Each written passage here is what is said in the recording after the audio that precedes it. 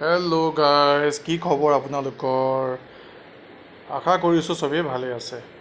আজি ৰাতিপুৱা এনেকুৱাই বতৰ দিছে, মানে কি ক'ব আৰু। ছাউথ ইণ্ডিয়ান খানা এটা ভাবিলোঁ খাওঁ বুলি, তাকে আৰু চুজি তুজি আনি আৰু বনালোঁ উপমা এটা, খালোঁ আৰু। তাৰপিছত আৰু দুপৰীয়া হ'ল আৰু বতৰ ডাৱৰীয়াই, বোলে খাচী মাংস অকণ খালেহে ভাল লাগিব দেই। সেইকাৰণে গ'লোঁ বজাৰলৈ, গৈ আৰু খাচী মাংস আনিবলৈ গ'লোঁ। দেখিছোঁ বোলে প্লাম বেছি আছে ওচৰতে ঠেলা এখনত, কিনিলোঁ এপোৱা প্লাম। 70 টকা লৈছে প্ৰায়, অসমতে কম দাম, ইয়াত ইমান দাম হায়দৰাবাদত ক'ব নোৱাৰি আৰু। তাৰপিছত আৰু খাচী মাংসখিনি আনিলোঁ, আনি কৈ মেৰিনেট কৰিছোঁহে, আৰু মানুহজনীকো লগাই দিছোঁ মেৰিনেট কৰিবলৈ। তেওঁ নিজেই মেৰিনেট কৰিছে নিজৰ হাতে, একদম মছলা জলকীয়া হালধি চব দি মেৰিনেট কৰি তাৰপিছত আৰু কেৰাহীত তেনেকৈ ভজা হ'ল আৰু মাংসটো। ভালদৰে মাংসটো ভাজি লৈছোঁ, আৰু ভাজি আৰু আলু কেইটামানো দি দিছোঁতো, অসমীয়া মানুহতো দুপিচমান আলু হ'লে ভাল লাগে খাই। তাৰপিছত আৰু কুকাৰ অলপমান ভৰাই দিলোঁ।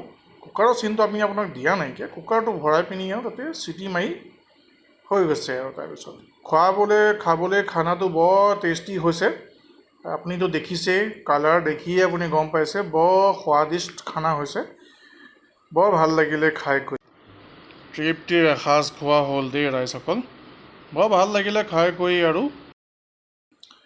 তাৰপিছত আৰু আপোনাক কি ক'ম আৰু, বতৰ বাতি আৰু চব ভালেই আৰু।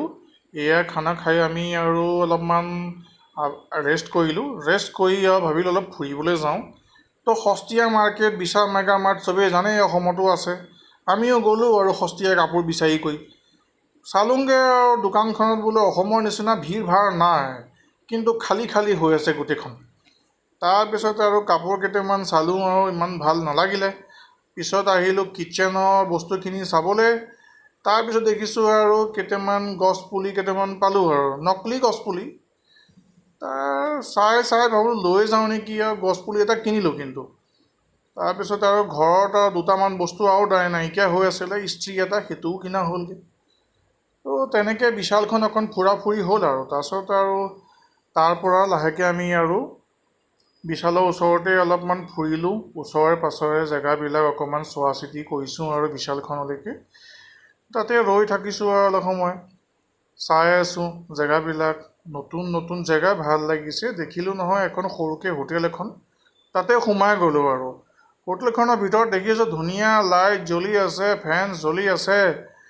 তাৰপিছত আৰু কি কৰিব, গৰমো লাগি আছিলে, কিন্তু বতৰটো ডাৱৰীয়া হ'লেও অকণ ভুমুক গৰম।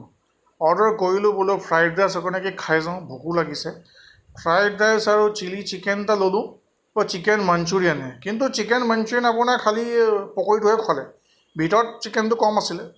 খাই বৈ ঘৰলৈ যাওঁ আৰু, ডাৱৰীয়া বতৰ দেখিছোঁ আৰু, বোলো পটাপট অ'টো এখন বুক কৰি ঘৰলৈ যাওঁ আৰু। ঘৰ আহি পাই তাৰপিছত আৰু চিনেমা চাম বুলি কৈ আৰু মোবাইলতে চিনেমাখন চালোঁ, কালকি। ইমান ভাল নহয় দিয়ক, মানুহে যিমানো কওক, চালোঁ আৰু যেনে তেনে। তাৰপিছত আৰু তাকে বৰষুণৰ আনন্দ লৈ আছোঁ আৰু। আহি আৰু ঘৰ পাইছোঁহি, সন্ধিয়া সময়ত আহি কৰি আকৌ ভাবিলোঁ ফল অকণকে খাওঁ, ফল অকণ খালোঁহি। তাৰপিছত আকৌ ৰাতি বোলে মানুহজনীয়ে ক'লে এইবাৰ পোলাওহে খাওঁ। তো পোলাও আইটেম এটা মানে বনোৱা ভাবিলোঁ আৰু। তাৰপিছত বনালোঁ আৰু, ময়ে বনালোঁ দিয়ক পোলাওটো।